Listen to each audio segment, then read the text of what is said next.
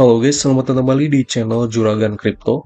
Nah, pada kesempatan kali ini saya akan membahas lagi mengenai Bitcoin update, teman-teman. Karena sebelumnya saya pernah membuatkan video mengenai prediksi bottom Bitcoin ya, yang di video ini bottom Bitcoin ada berpotensi terjadi di 2023 juga ya. Tetapi karena sekarang harga Bitcoin sudah melambung tinggi, teman-teman. Jadi di sini saya akan membuatkan video kembali perihal mengenai video sebelumnya yang ini, teman-teman ya. Nah, karena sekarang harga Bitcoin sudah naik tinggi lagi dan tidak terjadi bottom di Januari 2023 ini. Jadi kalau misalkan saya asumsikan, teman-teman, kalau misalkan ini harganya gak turun sampai bawah lagi, teman-teman ya, berarti untuk halving yang terjadi di Bitcoin di tahun 2024 itu ya kemungkinan akan terjadi di bulan November, teman-teman ya. Nah, ini yang penurunan terakhir yang sangat signifikan itu. Dan untuk halving day-nya itu akan terjadi di bulan Maret, teman-teman ya. Sesuai dengan kebanyakan prediksi dari situs-situs yang sudah saya bahas di video sebelumnya, teman-teman. Lalu apakah memang benar bottom Bitcoin yang terjadi di bear market sekarang itu terjadinya di bulan November dan di tahun 2023 gak bakalan turun lagi? Oke, di sini saya akan bahas menurut analisa pribadi saya, teman-teman ya, sesuai data-data yang ada. Nah, pertama-tama saya akan perlihatkan postingan data-data ekonomi sebelumnya ya, yaitu di channel Telegram saya, teman-teman. Jadi di sini saya sudah membuatkan postingan mengenai data-data inflasi Amerika ya. Nah, ini untuk postingannya. Di sini kalau kita melihat data inflasi yang dikeluarkan pada bulan Desember kemarin, yang dimana datanya keluar sesuai forecast, teman-teman ya. Nah, ini untuk forecastnya yaitu untuk CPI core-nya 5,7% dan di sini aktualnya 5,7% juga, kemudian ini 0,3, ini 0,3. Jadi di sini saya simpulkan untuk inflasi di bulan Desember itu berhasil ditekan lagi, teman-teman ya. Dan hasil dari CPI ini yang akan menentukan nanti FOMC di bulan Februari 2023 itu si The Fed ataupun si Powell itu bakalan hawkish atau enggaknya. Dan kalau kita lihat menggunakan data-data yang sebelumnya itu, kemungkinan sih bisa dibilang kalau misalkan inflasinya mulai turun, suku bunga yang akan dikeluarkan nanti ya kisaran sekitar 25 BPS, teman-teman ya, ataupun sekitar 0,25%. Sekali lagi ini berdasarkan data yang ada, teman-teman. Karena kalau misalkan inflasi berhasil ditekan terus-menerus, ya suku bunganya akan cenderung lebih turun lagi, teman-teman ya. Melainkan sesuai data-data yang ada, maka suku bunganya itu ataupun probability dari kenaikan suku bunganya itu akan menurun juga, teman-teman ya. Dan kalau misalkan nanti si The Fed-nya bakal hawkish ataupun enggaknya ya kita bisa lihat saja nanti. Karena untuk impact ke pasarnya itu memang sekarang sudah terasa, teman-teman. Tetapi ada satu kendala yang mungkin juga si Powell nanti akan kemungkinan hawkish lagi, teman-teman ya. Yaitu data-data dari ekonomi Amerika, teman-teman ya.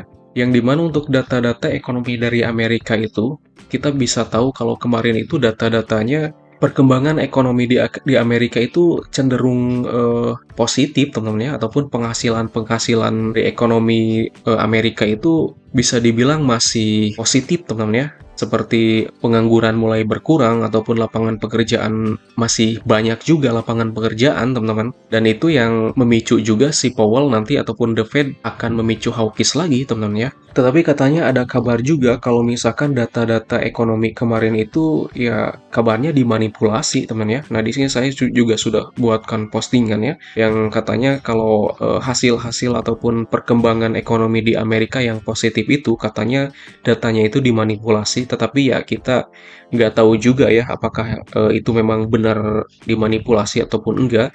Intinya kalau misalkan nanti sebelum pivot ada penurunan lagi, yaitu bisa dibilang penurunan yang terakhir, teman-teman, sebelum masuk ke fase buluran.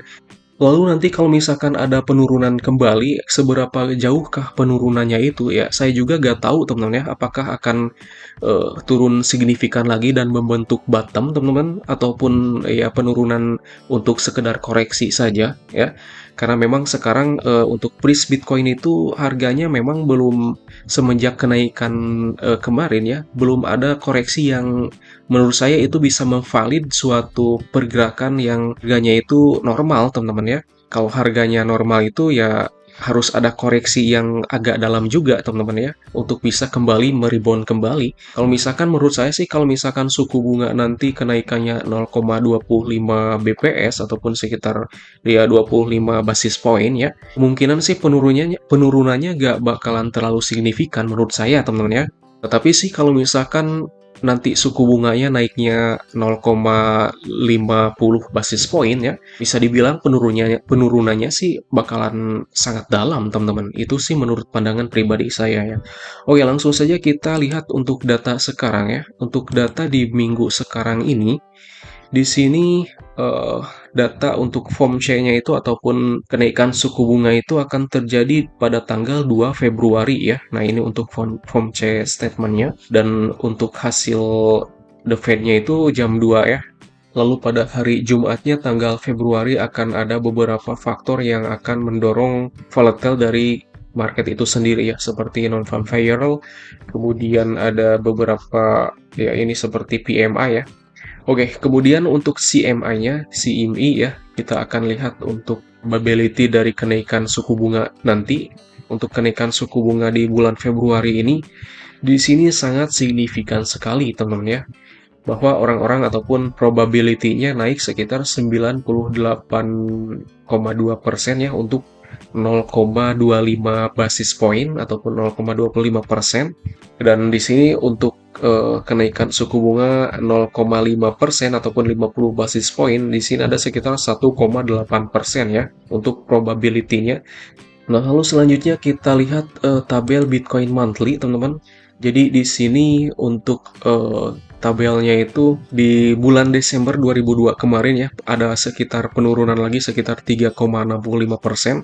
Dan di tahun 2022 ini ada sekitar 1, 2, 3, 4, 5, 6, 7, 8 ya. Ada sekitar 8 bulan ya penurunan harga Bitcoin, teman-teman. Jadi nanti kita tinggal lihat penutupan bulan Januari 2023 ya. Menurut saya sih ini sudah pasti bakalan hijau, teman-teman, di Januari 2023. Dan memang untuk awal tahun itu kebanyakan di sini hijau, teman-teman ya, didominasi oleh hijau ya.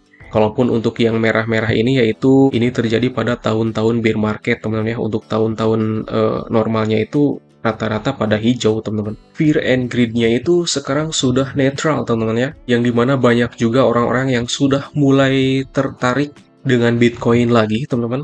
Tetapi ya ini patut diwaspadai, teman-teman ya. Kita jangan terlalu antusias dulu ya melihat kenaikan Bitcoin yang sangat signifikan ini.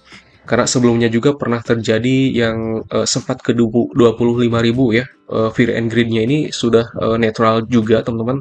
Tetapi ya ada isu-isu yang terjadi di cryptocurrency, fear and greed-nya ini turun lagi, teman-teman ya. Intinya kita sebelum memasuki ke fase bull market, teman-teman ya, kita jangan terlalu antusias dengan kenaikan harga Bitcoin ini. Karena menurut saya fase bull market itu belum terjadi, teman-teman ya, sebelum the Fed pivot, teman-teman. Oke, selanjutnya kita bahas ke price action-nya, teman-teman ya, ataupun chart-nya. Jadi di sini kenaikannya kita ukur terlebih dahulu ya dari kenaikan yang sebelumnya. Nah, di sini sekitar 45%, teman-teman ya, ataupun sekitar 58 bar, teman-teman. Dan ini sudah kenaikan setengahnya. Ini kenaikan sangat gila banget, teman-teman. Saya pun nggak expert ya.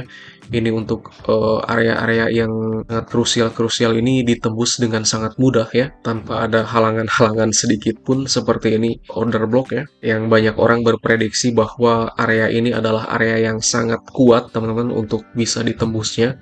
Tetapi kemarin kita bisa lihat kenaikannya sangat signifikan, teman-teman, tanpa ada perlawanan ya, sampai tembus ke area 20 ribuan, teman-teman, ataupun 21.000. Dan di sini ada perlawanan juga ya. Ada perlawanan dari sellersnya, dan kita juga bisa lihat untuk di area sini itu ada garis EMA ya, EMA 200, teman-teman. Kemudian sempat ada sedikit sideways di sini, lalu ditendang lagi ke atas, teman-teman. Ini untuk garis saya yang beberapa bulan lalu sudah saya buatkan, teman-teman ya. Ini garis yang saya prediksi pada saat Bitcoin sempat nyentuh ke 21.000 di sini pada bulan November. Saya memprediksi waktu itu harga Bitcoin kemungkinan kalau misalkan naik akan menyentuh ke garis ini ataupun sekitar 22 ribuan, lalu kemudian akan dibanting lagi, tetapi ternyata memang nggak sampai segitu ya, nggak sampai ke sana. Bitcoin sudah jatuh duluan teman-teman semenjak ada kasus FTX itu, tetapi sekarang sudah di break juga teman-teman. Kalau saya lihat di sini sudah ada di tengah-tengah juga teman-teman, antara mau lanjut naik ataupun turun lagi. Kalau misalkan lanjut naik juga, di sini ada area resist yang sangat kuat juga teman-teman ya, yaitu area 25 ribuan, dan ini akan menjadi tembok besar juga seperti pada halnya yang garis ini, kemudian area order block ini ya. Nah, kalau saya tarik garis resisten dari penurunan kemarin ya, nah di sini Bitcoin masih tertahan di area 23 ribuan ya, ataupun 23.600, yaitu pada area resisten ataupun Fibonacci 3,618 teman-teman. Kalau misalkan nanti ada kenaikan lagi ya kemungkinan akan ke 24 ribuan ya. 24.800 ini masih akan tertahan juga di area-area sini teman-teman ya. Dan kalau misalkan nanti ada penurunan lagi, kita tinggal lihat saja data-data yang keluarnya ya, ataupun isu-isu yang beredar di luaran sananya, apakah memang akan sangat berpengaruh ke kripto ataupun enggak ya. Tetapi kalau misalkan data-data yang keluarnya itu ya biasa-biasa aja teman-teman, untuk penurunannya itu ya kita tinggal lihat saja dari area-area resist sebelumnya ya, yang dimana sekarang sudah menjadi support teman-teman, seperti di area ini ya, area 22.000 ataupun 20.000 ya. Kemudian ini yang paling kuatnya itu di area 18 ribuan ya. Ini menjadi support-support yang sangat kuat ya untuk penurunannya nanti. Intinya kalau misalkan nanti akan ada penurunan lagi ya kita mulai nyicil kembali teman-teman ya. Dan itu menurut saya kesempatan terakhir untuk kita masuk lagi di market Bitcoin ini teman-teman. Nah, kalau misalkan kita pantau menggunakan indikator RSI juga, di sini sudah overbought juga teman-teman ya, sudah di bawah ya. Kalau misalkan nanti ada penurunan ya ini adalah penurunan yang terakhir menurut saya teman-teman ya. Dan kalau kita lihat di time frame monthly-nya ya, di time frame monthly-nya itu juga di sini untuk indikator RSI sudah menandakan bahwa ini sudah overbought teman-teman ya. Nah, stochastic yang warna birunya itu sudah mulai memotong ke garis ataupun ke stochastic yang warna merah teman-teman. Jadi kalau misalkan kita lihat menggunakan tabel-tabel sebelumnya ya, seperti ini teman-teman ya, untuk stochasticnya itu kalau sudah memotong garis merah, ini ada kemungkinan lanjut naik teman-teman. Tetapi ya kita jangan dulu FOMO ya, karena ya sekarang belum saatnya ataupun belum masuk ke fase bull market teman. Nah, lalu bagaimana dengan kasus si Kribo teman? Apakah memang si Kribo itu mau menjual lagi aset-asetnya ataupun enggak? Saya juga gak tahu teman ya, apakah memang benar si Kribo itu mau menjual lagi asetnya dan memainkan market ini. Banyak kabar juga sih katanya market ini dimanipulasi dengan kasus-kasus yang bersangkutan dengan FTX teman. Tetapi menurut saya sih memang ada sih, mereka juga ada main di sana teman, tetapi banyak juga institusi-institusi yang memainkan market ini ya, seperti BlackRock, kemudian Elon Musk juga mulai memainkan market ya kemarin-kemarin. Intinya ya mereka lagi mencari profit teman-teman ya, kalau menurut saya. Pokoknya kita jangan dulu euforia ataupun terbawa FOMO terlebih dahulu teman ya. Oke, sekali lagi itu saja informasi yang bisa saya sampaikan. Kurang lebihnya saya mohon maaf apabila ada salah kata. Dan sekali lagi perlu di riset terlebih dahulu teman-teman, ataupun de-your terlebih dahulu. Karena ini murni hanya sebatas analisa pribadi saya sendiri teman-teman ya. Nah, untuk informasi-informasi update lainnya, kalian bisa join saja di grup Telegram teman-teman. Di sini untuk linknya nanti akan saya simpan di deskripsi. Sekali lagi itu saja yang bisa saya sampaikan. Semoga bermanfaat. Sampai jumpa di video selanjutnya. Wassalamualaikum warahmatullahi wabarakatuh.